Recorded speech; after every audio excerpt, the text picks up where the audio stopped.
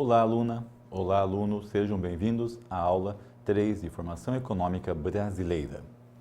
Hoje nós vamos abordar os assuntos da República. Os tópicos que vão ser analisados são 3. Nós vamos ter a República da Espada, a República do Café e o Governo Provisório. A República da Espada nós vamos trabalhar com o governo que foi militar. A República do Café, a intercalação que teve entre governo do Café, do Paulista e Mineiro.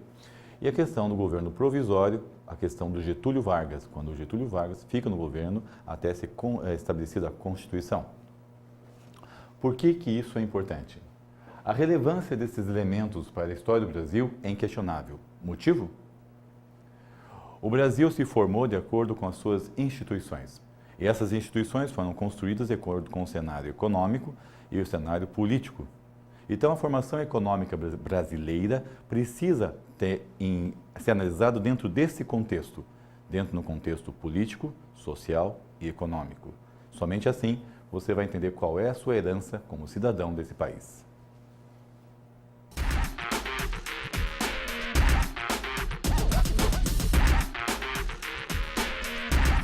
Bem, pessoal, já falei na aula número 1, volto a frisar agora. Toda história tem um contexto e a gente precisa entender qual é o contexto dessa história que vai ser contada agora. Venha ao material comigo. A primeira década do Brasil é conturbada. Temos crises internas e externas, dificuldades financeiras, guerra mundial, quebra da bolsa. Ufa, não foi fácil construir nossa identidade econômica nesse cenário social. O que significa isso? Significa que a história do Brasil ela foi bem complexa. O Brasil teve que primeiro garantir a sua unidade, teve que garantir que os grupos não se separassem. Então, nesse momento de república, esse início da república, ocorreram muitas revoluções. Muitos povos dentro do Brasil estavam infelizes com a questão que estava se formando. Eles queriam que voltasse o império, era um grupo. Outro grupo queria que fosse mais violento, mais expressivo esse rompimento. Outros queriam que tivesse uma ênfase maior a questão da exportação, a questão da monocultura. E assim começa nossa república. Um conflito interno muito intenso. Além disso, também tínhamos uma guerra mundial acontecendo. A Primeira Guerra Mundial acontece dentro desse período. E com isso, acaba tendo uma ruptura no sistema de exportação brasileiro, que era a base econômica. Tudo isso foram os elementos que acabaram impactando nessa formação econômica brasileira. E é esse o contexto que nós vamos analisar na aula de hoje.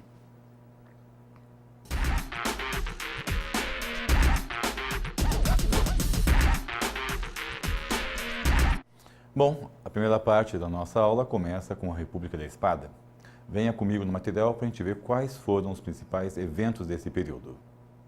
O primeiro evento que nos interessa não foram só esses, tiveram mais. Mas os principais que a gente pode citar, que são impactantes, é 1889, com o governo Deodoro da Fonseca, um governo provisório. A crise do encelhamento, que aconteceu em 1890. Ainda em 1890, ocorre a ameaça no Rio de Janeiro, uma ameaça de ser bombardeado o Rio de Janeiro. Em 1891, ocorreu o governo de Floriano Peixoto, o Marechal de Ferro. Em 1893, a Marinha revolta-se novamente. Esses são alguns elementos que foram impactantes na nossa formação nesse período. Vamos tentar entender o que significa isso. Os elementos que foram apresentados a vocês como sendo impactantes, contribuíram para a estrutura econômica que estava sendo formada naquele momento. Vejam só, o governo de Deodoro da Fonseca, é o governo provisório que começa, é aquele governo que foi instalado no Brasil após a queda do Império. Deodoro, o militar, tentou governar o país como se fosse um quartel. Isso lhe custou bastante, custou um apoio de uma base política. E esse elemento foi crucial para o que aconteceu com a questão econômica do Brasil. Porque, como ele queria governar como um quartel, governar com força, com autoridade, ele achava que o que ele dissesse seria seguido como seus soldados seguiam. Vamos tentar entender esse contexto. O exército brasileiro não era forte até a Guerra do Paraguai, que aconteceu no período do Império.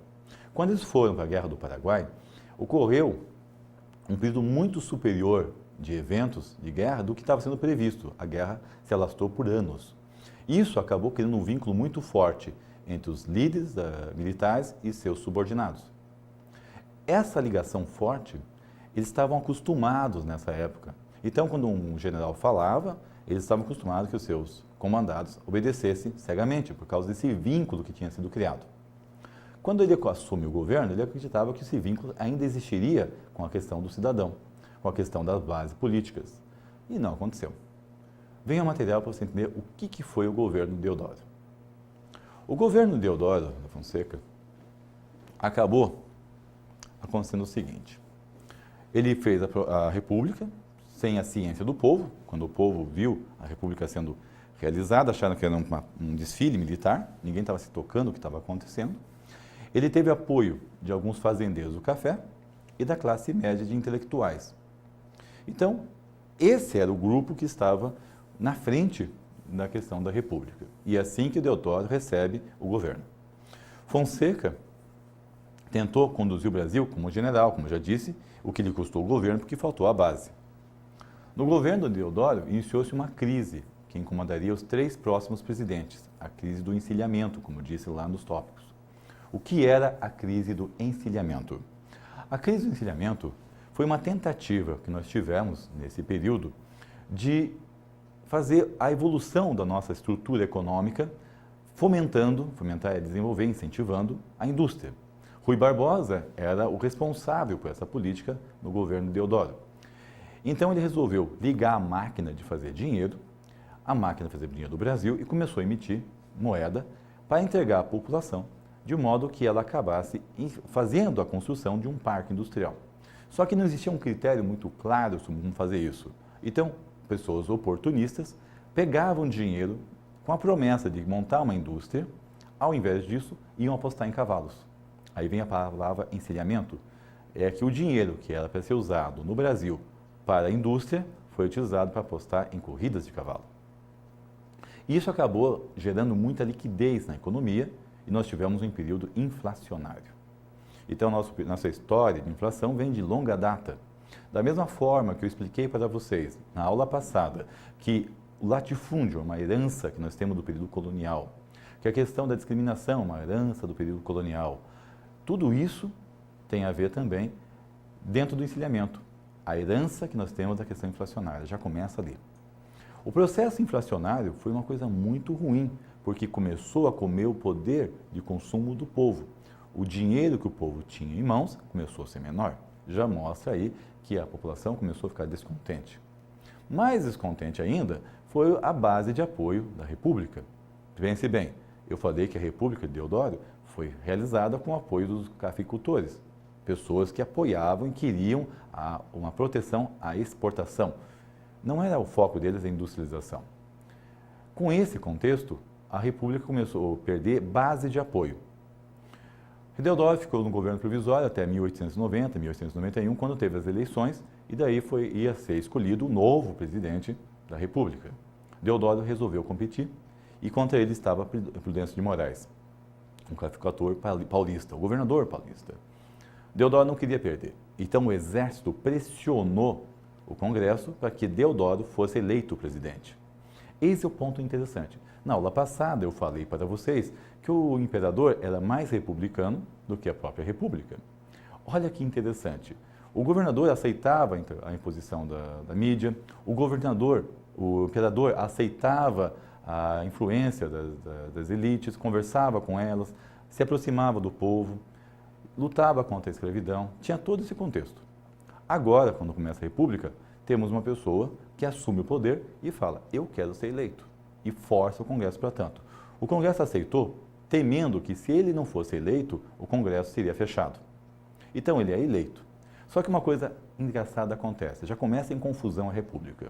Nesse período, o vice e o presidente não eram necessariamente da mesma chapa. Então, o Deodoro foi eleito como presidente e seu vice era da chapa da oposição. Era o vice do presidente da oposição. Como o vice daquele tinha duas votações, uma para presidente e outra para vice, o presidente era de uma chapa e o vice era da outra. Então, os dois não casavam na questão ideológica.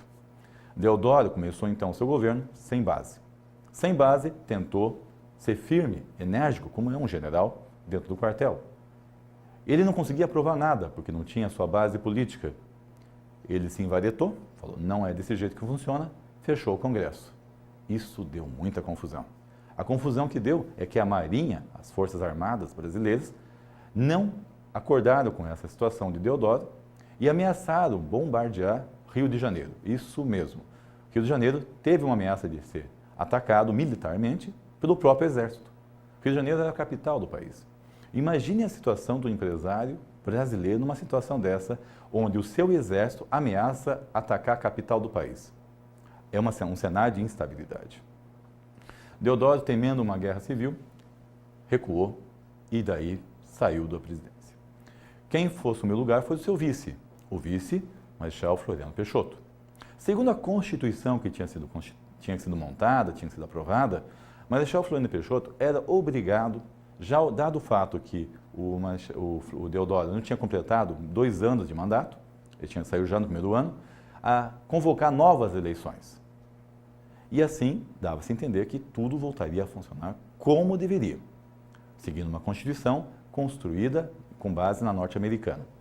Só que quando o Marechal Floriano assumiu o poder, ele falou, volta ao Congresso, tudo bem, eu desfaço o que o Deodoro fez, mas eu não vou convocar eleições, eu vou até o final do mandato. As Forças Armadas novamente se rebelaram, falando que era inconstitucional o governo de Floriano. E adivinha? Vamos novamente ameaçar a capital. Só que dessa vez, o general da Mão de Ferro, o Marechal da Mão de Ferro, ele tinha articulações, ele tinha uma visão mais estratégica e fez o quê? Ele começou a aposentar todos os militares que eram contra ele, tirando-lhes o poder. Assim mesmo restaram alguns que ainda tinham essa autonomia. E daí começamos com um processo de revoltas internas. Então, essa segunda fase do governo da República da Espada constituiu-se de grandes rebeliões, grandes confusões dentro do país, que resultaram em atos de violência, instabilidade, e foi um governo muito complicado. Economicamente falando, nós temos uma situação crítica. Mais crítica ainda foi o modo que tentaram resolver a questão da inflação, que tinha sido desencadeada no encilhamento. O que eles tentaram fazer? Combater a inflação com políticas muito rígidas, e a população sentiu isso. Bom, isso foi o governo da Espada. Vem comigo. Bom, pessoal, está entendendo agora o resultado da Armada, obrigando a sua renúncia? Aqui nós temos o governo Floriano Peixoto, onde nós temos que ele começou com o apoio das Forças Armadas e dos caificultores, não lembre-se que ele era vice do Prudente de Moraes, que era um governador de Paulista, e sendo governador paulista, ele defendia os interesses dos caificultores.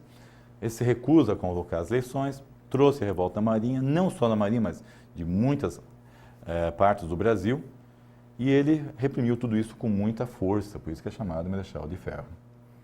Bom, acabou o governo de Moraes, da Espada, e começa daí a República do Café. Começou lá em 1894 e nós vamos até 1930 com ela. Os eventos importantes nesse período são revoltas internas, que ainda continuam, as crises diplomáticas, dificuldades financeiras e ajustes fiscais, políticas do café com leite e a reurbanização do Rio de Janeiro. São alguns dos elementos que são impactantes, que são relevantes nesse período para a questão da economia brasileira. Bom, vamos tentar entender todo esse processo, né? Mas antes de a gente passar à frente, além da reurbanização, ainda tiveram outras coisas impactantes, que foi a crise da oferta e demanda, o surto industrial, que no Brasil teve nesse período, e a Semana da Arte Moderna. Vamos tentar entender o que representa tudo isso. Seguinte, o Brasil, nesse período, depois da República da Espada, já não estava com seus melhores humores.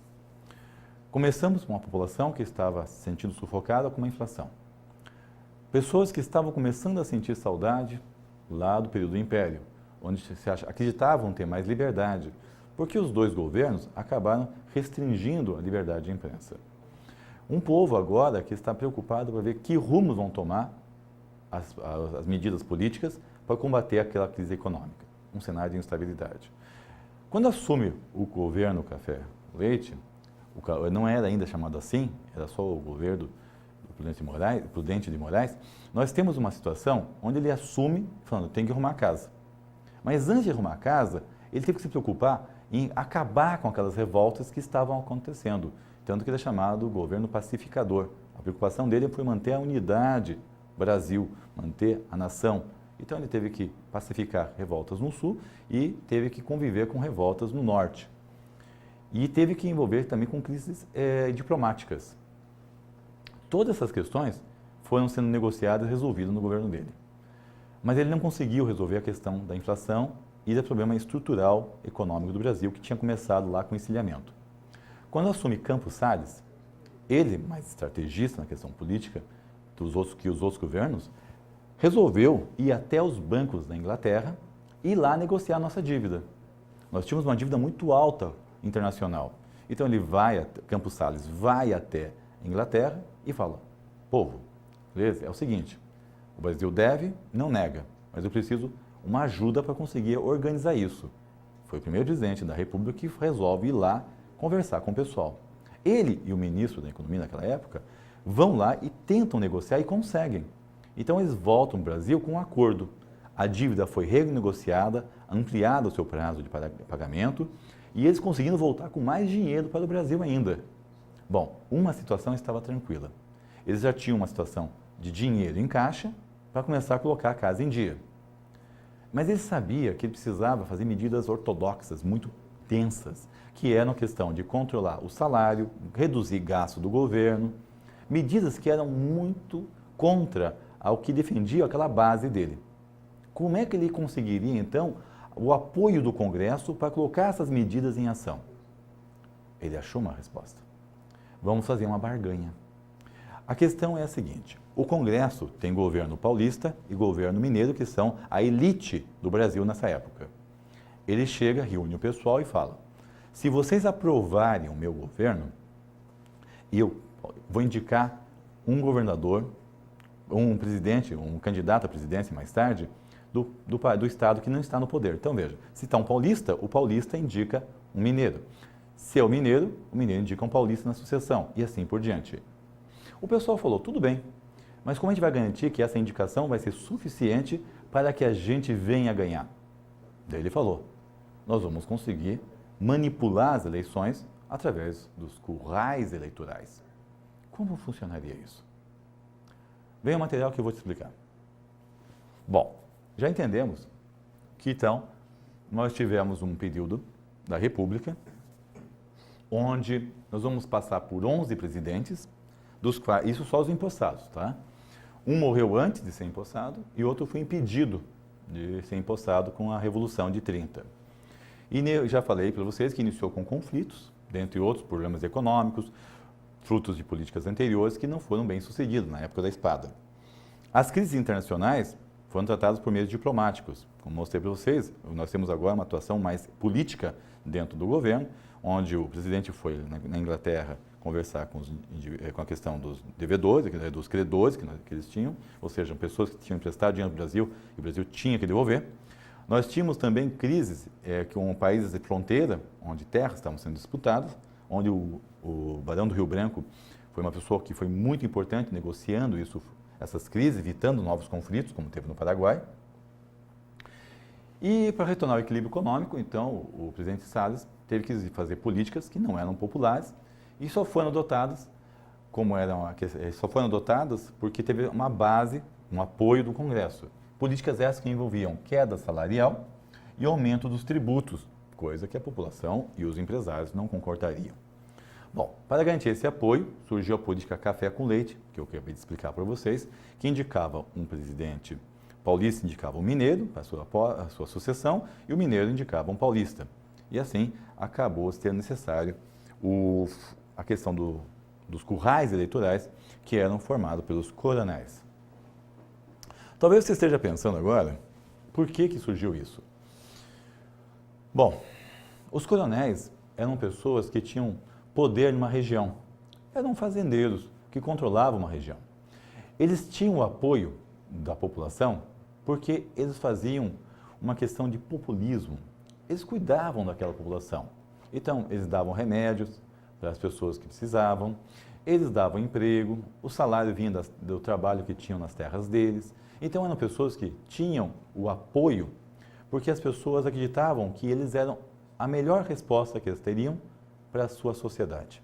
Dizer que eles obrigavam no sentido de usar força, violência, nem sempre é verdade. Lógico que tinha casos como esse, mas a maior parte são pessoas que estavam seguindo o coronel de um modo mais ideológico. Eles acreditavam no coronel. Então, na época da eleição, os partidos buscavam os coronéis e, em troca de favores aos coronéis, pediam aos coronéis que eles usassem essa influência deles com o eleitorado. Então, o que acontecia? Os coronéis pegavam o eleitorado e levavam para certos lugares e reuniam esse pessoal, orientando como é que tinha que ser a votação, com quem eles deveriam escolher para representar eles. Então, o Congresso era montado por essa escolha feita pelo coronel. E o Congresso apoiava o presidente. Olha que interessante. Então, o curral que a gente fala representa como se fosse um gado cercado. Então, eles colocavam todos os eleitores naquela situação, lhes davam comida, camisetas, cachaça, tudo que fosse necessário para se sentir bem. E o coronel orientava, você vai fazer a votação para essas pessoas. Entendeu? Entendeu? Então, existia uma manipulação da questão eleitoral, existia uma fraude. Mas essa fraude foi estabelecida para conseguir o apoio do Congresso, para que as medidas fossem adotadas, tentando equilibrar a economia. Por mais errado que ele fosse, Campos Salles conseguiu. Quando ele entrega o governo para a sucessão, ele indica o seu sucessor dentro da política café com leite, esse é eleito e recebe um Brasil bem melhor do que Campos Salles tinha recebido. Não justifica a fraude, mas explica o que aconteceu e por que ela foi criada. E então, esse processo de manipulação das massas já ocorre há muito tempo, é uma herança e começou a se formar antes desse momento, muito antes. Existe na história várias passagens no Brasil que mostram essa manipulação institucional, essa busca por vantagens em troca do poder. Então é uma coisa que vem há muito tempo já sendo construída. Vamos entender quais são os impactos que isso gerado para a nossa nação. Nós vamos ter um povo que vai estar recebendo a governança de alguém que não necessariamente os representa, porque ocorreu uma manipulação do voto. Essa pessoa que assume vai conduzir o país de acordo com os interesses da elite. Tá, ok? Então, a formação econômica nesse momento está conduzida a favorecer a exportação. É os agricultores que estão no poder, intercalando entre São Paulo e Rio, Minas. Nesse caso, a exportação dos produtos agrícolas é o foco. Muita gente pensa que isso acontece porque eles são ruins e só estão pensando nos próprios interesses. Longe disso. Os políticos que estavam ali eram pessoas que tinham estudado fora do país. E nesse momento, nós temos um cenário onde está presente na economia as teorias clássicas e neoclássicas do comércio internacional, nas quais nós temos, como Adam Smith, falando em vantagens absolutas, ou David Ricardo, que é outro economista famoso da década de 1800, que falava das vantagens comparativas, que resume-se dizer o seguinte: você tem que vender para fora aquilo que você faz melhor, e você precisa comprar aquilo que você não é tão bom. No caso, o Brasil era bom em fazer produtos agrícolas, açúcar, café, então ele deveria exportar esses produtos e consumir produtos manufaturados. Por isso que ocorreu essa letargia da formação industrial do Brasil. Vamos ao material. Bom, já entendeu os coronéis? Pessoas que ganhavam favores dos políticos para formar o Congresso, e o Congresso ganhava apoio político para apoiar o presidente. A capacidade do país, o capital do país no início do século XX, a capital do país no início do século XX era Rio de Janeiro, que tornou-se Rio de Janeiro desde o período da família real, era suja, era desordenada e com diversas doenças. Ou as pessoas morriam de febre amarela no verão, ou elas morriam de varíola no inverno. Então a situação era caótica. Então, o novo presidente, quando assume, encontrando um país mais tranquilo e uma base aliada no Congresso mais forte, resolveu reurbanizar o Rio de Janeiro, deixando ele na altura da Europa. Para eles fazer esse tipo de coisa, como eles olhavam tudo pela ótica deles, eles simplesmente começaram a despropriar pessoas que moravam no centro, começaram a abrir ruas largas, sem dar bola para a opinião da população. E desse modo, também começaram a fazer um saneamento na questão para erradicar doenças. Tivemos vacinas que foram feitas no período, mas o modo que isso foi feito foi muito violento, foi muito de imposição. O povo sentiu acuado, estava com rancor pelas dificuldades econômicas que estava sentindo, pelas medidas que estavam saneando a economia, e daí nós tivemos revoltas. E essas revoltas acabaram desencadeando grande confusão no país. Nesse período, o protecionismo aos produtos do café ocorria com o ônus da população. E o futuro do país estava comprometido na questão industrial. Para ter uma ideia, nós tivemos o Convênio de Taubaté nesse período. Professor, o que significa Convênio de Taubaté? Eu já escutei isso, mas eu não me lembro. O Convênio de Taubaté é uma coisa bem clara como é que funcionava a economia naquele período. Os cafeicultores assumiam o poder. O resto do país acatava suas ordens. Era simples assim. Teve um dado momento que eles produziram mais café do que o mercado internacional era capaz de absorver. Sobrou café. Chegaram ao governo e falaram: seguinte, eu não posso arcar com esse prejuízo. Então, governo, compre a minha produção excedente. O governo não tem dinheiro, pega emprestado. Então, o governo comprou o café que estava sobrando desses produtores e armazenou. E esse armazenamento teve um ônus. Quem pagou esse ônus? A população. Dá para entender o motivo da revolta? Eles se estavam sentindo acuados, porque os representantes estavam representando apenas os interesses da elite, não o deles. Mas, novamente, eles faziam isso por dois motivos. Primeiro, porque era bom para eles. Segundo, eles acreditavam que isso era bom para o país, dada a questão das vantagens absolutas e comparativas que exigia que o país produzisse aquilo que lhe é melhor e comprasse aquilo que não é tão bem, e não incentivasse a produção interna. Então, esse era o cenário econômico que nós estamos vivendo nessa primeira fase. Só que aconteceu um tropeço no caminho. O Afonso Pena tinha que indicar o seu sucessor dentro da política Café com Leite. Ele indicou um mineiro, os mineiros acabaram se desentendendo se aquele nome era uma boa indicação ou não, porque o nome que era necessário, tinha sido escolhido antes, a pessoa morreu.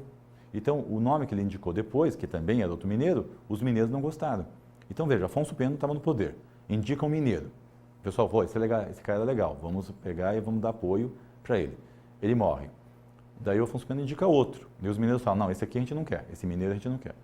Daí cria-se um impasse. Nessa confusão toda, um dos políticos resolveu manipular a situação, indicou o sobrinho do Deodoro da Fonseca, o Hermes da Fonseca.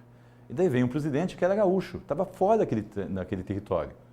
E quando ele chega, ele não está sabendo desse acordo Café com Leite, só apenas desconfiado, começa a investigar e olha o que acontece. Vamos ao material. Em 1910, um gaúcho, o Hermes da Fonseca, sobrinho do Deodoro, a pessoa que fez a proclamação da República, ele interveio em vários estados, alegando corrupção. Ele estava certo, era a fraude dos currais e dos coronéis. Se ele alega corrupção e vai atacar a corrupção, ele acaba atacando quem? Os coronéis. E atacando os coronéis, você pode ter certeza que a população que era fiel a esses coronéis, porque eu já tinha dito, ela não seguia ele porque ela acreditava porque por causa da força brutal dos coronéis, ela acreditava que eles eram bons para ele. Então ele acabou perdendo essa base. Criou-se uma confusão enorme nesse período. E essa confusão enorme acabou desencadeando todo um processo de complicação interna. Pessoal, olha que cenário a economia tem que se desenvolver nesse período. Bom, passa o tempo, volta ao Café com Leite. Mas nessa volta dela, nesse momento que volta a questão da preocupação com a exportação do café, estoura uma guerra. Estoura a Primeira Guerra Mundial. O Brasil, quando estoura a Primeira Guerra Mundial, o Brasil tinha como seu principal fruto de renda a exportação para o café. a gente mandava muito café para a Europa. Adivinha o que acontece? O café acaba tendo uma queda nas suas vendas. Nós já estávamos produzindo mais do que a gente precisava para vender e o governo estava comprando. E agora tem uma guerra, a exportação diminui mais ainda. Vem comigo no material e veja o que acontece nesse período. A Primeira Guerra interrompeu o fluxo de importações e por isso tivemos mais um surto de industrialização. Porque veja, agora a gente não consegue vender nosso café como a gente gostaria e a gente não consegue comprar produtos de fora como a gente precisava. Então, no mercado interno, nós temos uma situação muito interessante. As pessoas estão com dificuldade de vender para fora e não estão conseguindo comprar o que desejam de fora do país. Então, não conseguem ir na Europa comprar os bens que necessitam. Qual foi a solução? Foi produzir internamente. Mas não se confunda isso com desenvolvimento. Não confunda com desenvolvimento, porque isso aqui foi apenas um surto, um mal necessário naquele período. Nesse processo todo de surto da industrialização, a gente começa a produzir mais produtos e precisa de mão de obra. E a mão de obra que nós temos no país, pessoas que vieram no tempo da escravidão para substituir a mão de obra escrava e pessoas que estavam fugindo do conflito, eram os imigrantes. Eles estavam na cidade e nesse momento que se exige mais deles, ocorre o fomento dos primeiros movimentos operários e greves por melhores condições. Uma coisa que eu quero que fique bem claro para vocês. Essas pessoas que estavam fazendo greve, esses movimentos, não queriam tirar o poder. Não era isso. Eles queriam apenas que o governo olhasse para eles com mais atenção e não somente para os agricultores. Então, eles queriam que tivessem uma estrutura melhor de vida para eles. Aí que surge esse movimento. Na década de 1920, então surgem várias frentes de oposição à estrutura vigente, descontente com esse protecionismo exagerado para com os agricultores, com a questão da cultura do café, da monocultura. E nós temos aí o Bloco Operário, que tenta chamar a atenção do governo para si. Nós temos o movimento dos tenentistas, que são jovens que querem que o governo pare com essa questão da alternância entre o café com leite. A Semana de Arte Moderna, que tenta criar uma identidade para o nosso país e romper com essas questões de ficar buscando somente no exterior a nossa cultura. Então, vamos criar uma cultura nossa mesmo, não ficar buscando para a nossa cultura influências externas. Vamos tentar ser mais fiéis às nossas raízes. Essa insatisfação generalizada acabou criando uma crise. E a crise chegou num ponto que o governo decretou estado de sítio. Estado de sítio é quando ele rompe com todos os direitos que o cidadão tem e fala que, em nome da defesa da nação, ele tem poderes totais. E para chegar ao ponto que o governo ameaçou bombardear, isso mesmo estão lendo, bombardear a cidade de São Paulo nesse período. Então, o governo brasileiro falou que ia bombardear, a presidência da República disse que ia bombardear a cidade de São Paulo para conter manifestações. Pessoal, imagine você sendo um empresário nesse período, você em São Paulo, e por causa das manifestações que estão tendo dentro da sua cidade, você corre o risco que o seu governo venha e bombardeie a tua cidade para conter essas revoltas. O investimento de capital, tudo é uma insegurança muito grande. Dá para entender porque nós tivemos tanta dificuldade na questão industrial. A instabilidade era enorme. Estão entendendo como é que ocorreu a formação econômica? Falar que o Brasil é um país tranquilo é um pouquinho de desconhecimento da história. O Brasil teve, sim, muitas revoltas internas, foram focos inquestionáveis, mas esses focos foram relevantes para atrapalhar muito o nosso desenvolvimento. Vamos voltar ao material. Bom, essa é a nossa cultura. Estamos tentando criar uma identidade para a gente com questões do movimento operário, com o movimento dos tenentistas e com a questão da arte moderna. Bom, nesse período, só para ter uma ideia, é que surge a história do Aleijadinho, lá em Minas Gerais, tentando reconhecer a obra daquele artista. Surge também a questão do samba, onde a gente tem uma transferência do samba de salão para o samba de marchinha, porque esses artistas queriam dar essa identidade para o Brasil. Então, dizer que o nosso samba é uma coisa centenária, assim, nesse sentido, é meio complicado, porque ele começa nesse período, assim, a nossa identidade do samba, a nossa identidade das obras de arte, começa nesse período. O governo da República do Café busca mitigar a oposição por via política. Mas em 1929, essa via política, tentar melhorar a situação econômica, tentar incentivar daí sim a indústria, não dá tempo de ser realizada porque em 1929 tem a queda da Bolsa de Valores lá dos Estados Unidos. Isso derruba a exportação do café, reduz a questão da eficiência econômica que eles tinham e eles ficam meio descalçados para fazer essas políticas. Olha o que acontece nesse período. O estoque de café do governo já era de quase 20 milhões. Então, 20 milhões de sacas é muita coisa. O governo não tinha mais onde colocar café. Nesse período, os agricultores, os cafeicultores produzem mais 29 milhões de sacas e só exportam 14. Então, a diferença teria que ser somada aos 20 milhões. A população ficou revoltada. Os créditos externos tinham sido suspensos. Tinham suspenso porque estava tendo uma guerra. E quem tinha nos financiado queria o dinheiro de volta para conseguir sustentar essa guerra financeira que estava acontecendo com a crise de 29. Eles não tinham dinheiro, queriam o dinheiro que tinham emprestado para conseguir pagar suas próprias contas. Então, os bancos internacionais queriam que o Brasil pagasse logo a sua dívida. Bom, pela política café com leite, nesse cenário todo conturbado, um governo paulista teria que indicar um mineiro. Mas, nesse momento, aconteceu uma outra ruptura. O presidente, em vez de indicar um mineiro, resolveu indicar um paulista. Pessoal, os paulistas foram indicados e gostaram, mas perderam a base de Minas. E Minas Gerais, então, falou, desse jeito não está o correto. Romperam com o nosso acordo feito lá com Campos Sales. Então, a gente vai se aproximar agora da Paraíba e do Rio Grande do Sul.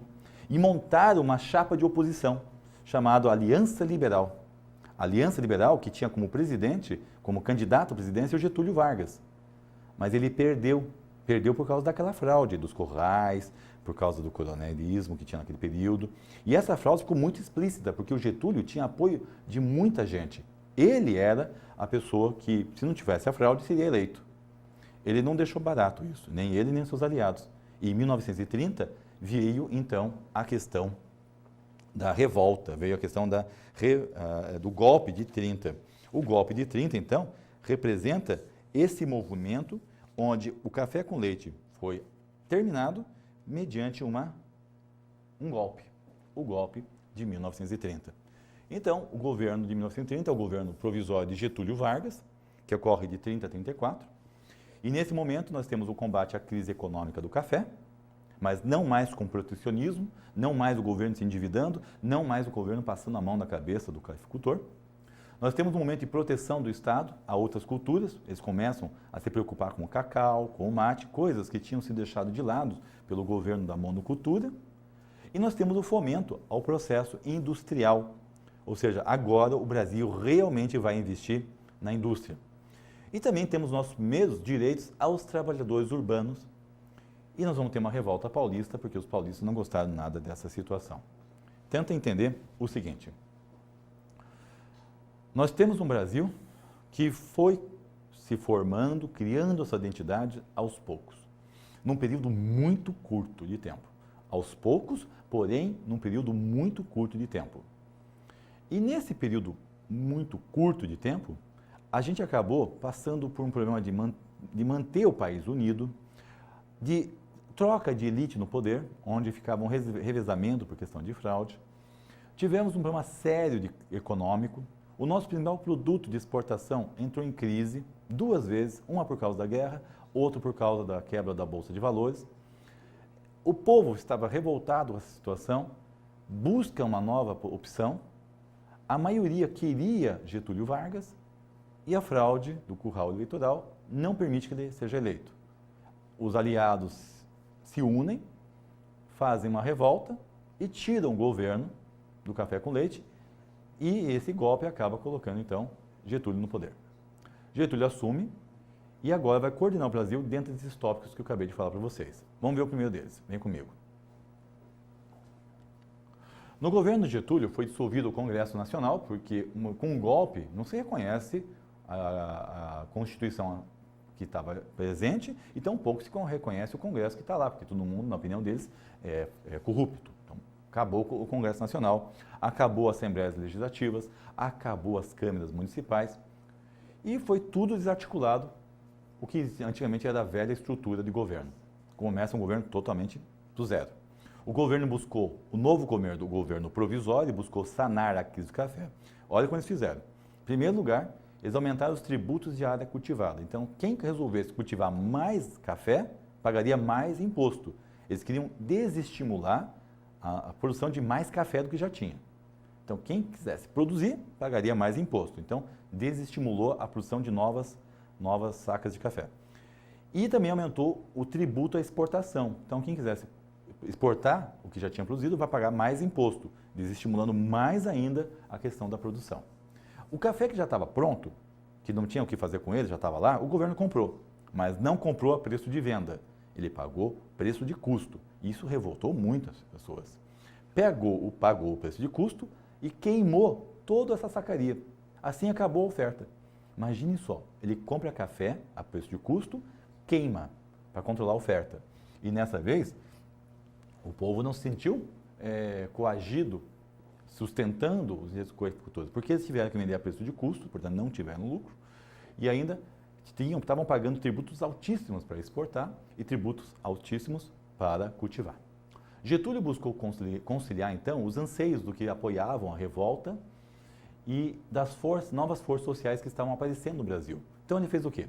Ele precisava apoiar as pessoas que tinham incentivado a sua posse, que acreditavam na industrialização. Ele também acreditava. Então ele começa a incentivar a industrialização. O povo estava descontente, então ele estabeleceu direitos trabalhistas para essas pessoas. Os tenentes, lembra do momento do tenentismo? Pois bem, eles eram uma base que ajudaram o Getúlio a assumir o poder. Então, ele tornou esses tenentes interventores de certas regiões, dando o caráter de policiamento daquela região. O interesse não se estendeu, todavia, aos trabalhadores, os direitos dados aos trabalhadores não se estendeu ao campo. Por mais que o Getúlio estivesse fazendo um governo que era mais diversificado, ele não podia perder a base da elite. Então ele bateu e assoprou. Ele falou assim, olha, elite, oligarquia, cafeicultores, setor açucareiro, eu não vou estender os direitos trabalhistas para o pessoal do campo.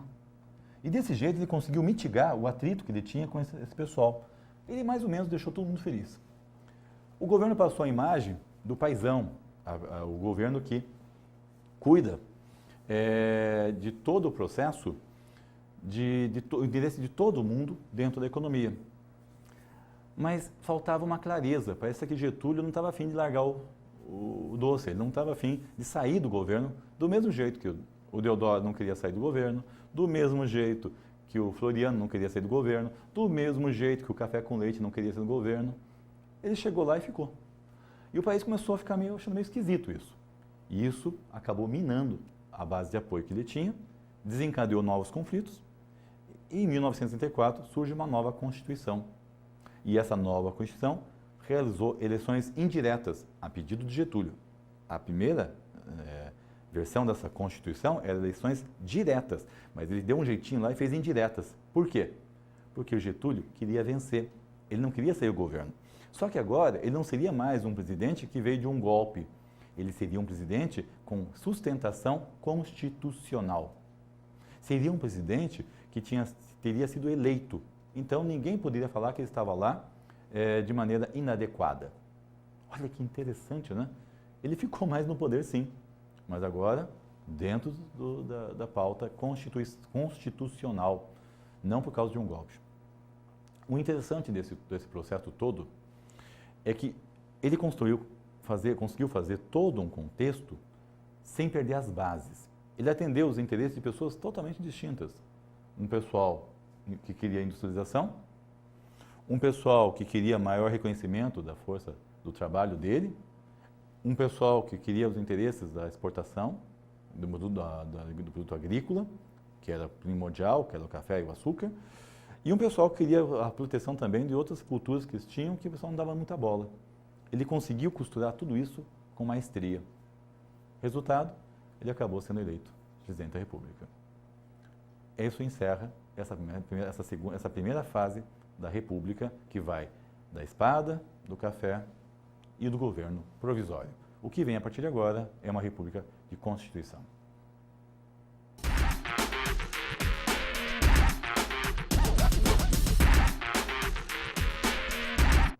Bem, pessoal, como disse na primeira aula, como disse bastante na aula de hoje, a história tem que ser contada sem buscar vilões, sem buscar heróis, mas sim buscar pessoas normais que tentam entender e tentam reagir naquele ambiente que estão vivendo naquele momento com as ferramentas intelectuais que receberam até aquele momento.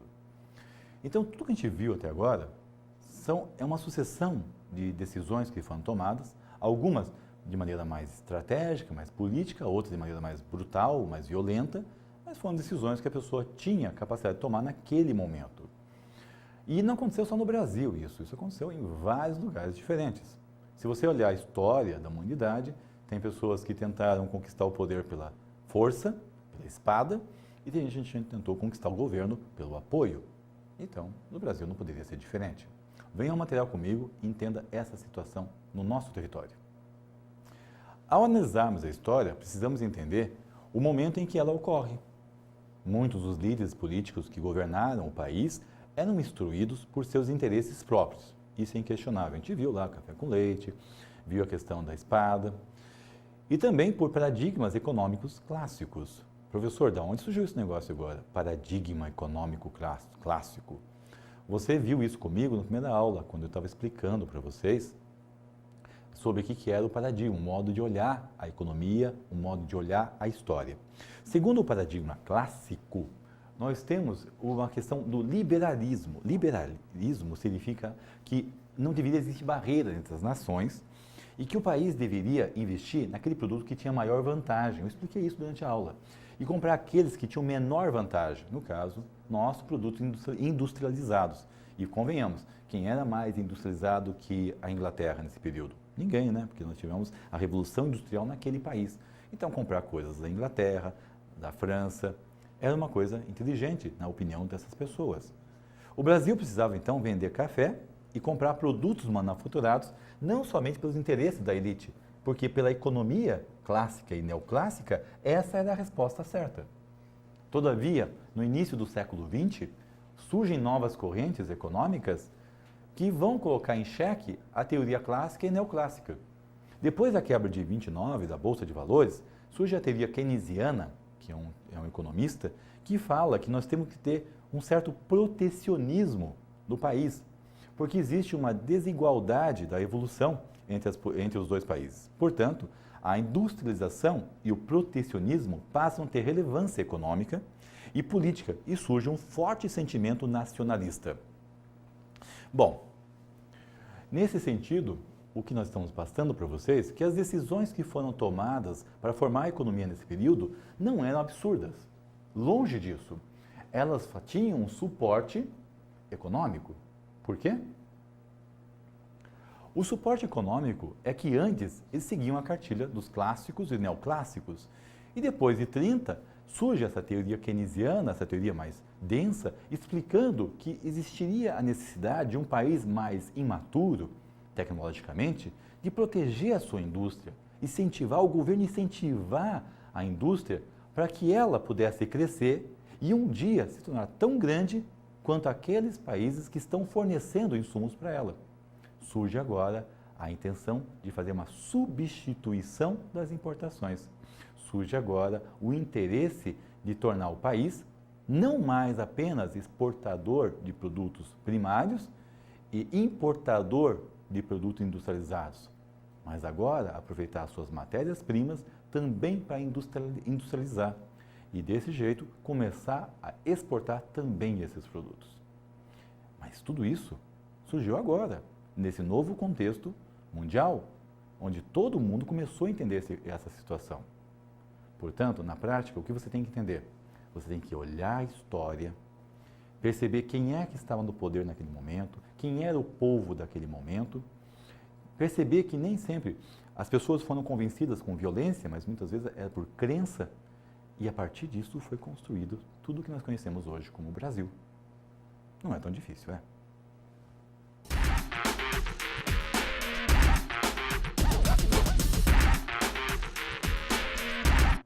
Bem, pessoal, eu espero que nesse momento da aula você já tenha entendido o que foi dito no primeiro dia, no segundo e foi dito hoje. Nessas três aulas eu tentei passar para vocês que a formação econômica do Brasil não foi um movimento suave. Ele foi um movimento tenso, com crises internas e externas. E que nesse processo todo não existiu vilões, tampouco existiu heróis. O que existiu? Pessoas. Pessoas complexas, como você, como eu, como uma pessoa deve ser, com defeitos, com virtudes, tentando sobreviver num ambiente que foi inserido, que ela foi apresentado como sendo certo. Essas elites que a gente conversou durante a aula, tentaram fazer o que elas achavam melhor para o país e, logicamente, para elas. E tudo isso aconteceu em todos os momentos da nossa construção pós-império. Perceba só. Período da Espada. Deodoro e Floriano não queriam largar o poder. Depois, o café com leite. O que era? A oligarquia, os cafeicultores não queriam largar o poder. Por isso que revezavam entre Minas e São Paulo. Depois, o governo provisório não queria largar o poder. Daí foi pressionado, surgiu a Constituição e novas eleições. E Getúlio deu um jeitinho para continuar no poder. Então, a pessoa que assume o poder quer lá ficar. Porque ela acha que pode fazer mais do que os outros. Ela acredita que ela resolve. Mas será que resolve? Na cabeça dela, resolveu sim, usando as teorias que tinha naquele tempo. Todas as pessoas que eu conversei com vocês são pessoas educadas, são pessoas que estudaram, muitos fora do país até. E nem seguiram um paradigma de cada momento em que estavam vivendo. Veja só, a economia é formada por paradigmas, como eu expliquei na primeira aula. Então, o paradigma clássico surge em 1776 e vai até 1870, justificando as tomadas de decisões que aqueles povos tinham. O Brasil também fez isso. Um dos paradigmas clássicos era essa questão de exportar o que você é melhor e importar aquilo que você não é tão bom. É assim que acreditavam. Surge um paradigma neoclássico, que vai de 76 até 1929, onde eles começam a falar que o mercado não pode ter barreiras, que você tem que incentivar o comércio entre as nações, que você vai ter ganho de escala, um monte de coisa que também sustentam as decisões que a gente vê a história, os governantes tomando. Daí chega em 1929, dá uma crise no mundo, e daí rompe esse paradigma e surge um novo paradigma. O paradigma keynesiano, econômico keynesiano, que fala, opa, tem que proteger o país, o governo tem que intervir, criar barreiras, porque o país pode ser imaturo, não ter maturidade suficiente para competir com países mais velhos, mais industrializados, uma situação econômica mais densa. Daí vem esse novo movimento que nós estamos assistindo agora, que dentro dessa história que eu estou te contando, onde vai começar um incentivo à industrialização e uma busca pela substituição da importação. Venha ao material comigo para você entender melhor esse resumo. O Brasil apresentou, nos primeiros anos da República, vários conflitos internos, demonstrando o choque entre esses diferentes segmentos sociais com a oligarquia. O governo, até a Revolta de 30, mostrou-se distante da população e buscou atender apenas à cultura do café, dadas essas crenças que tinham.